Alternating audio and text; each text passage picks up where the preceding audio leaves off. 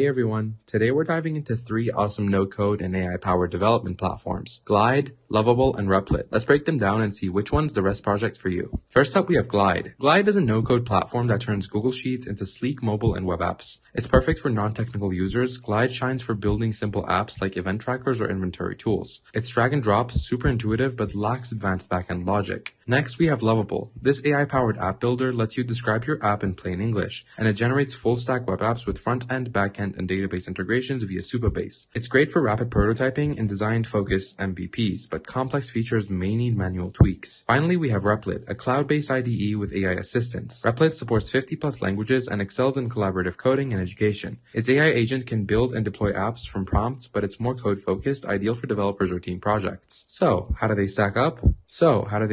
Let's compare. Glide is for quick, simple apps with no coding, and Lovable is for fast, design-heavy prototypes with solid backend integration. Pick Replit if you're coding with a team or learning to program, or choose Glide for quick, simple apps with no coding. That's it, guys. Try them out and let us know your favorite in the comments. Like, subscribe, and we'll see you in the next video.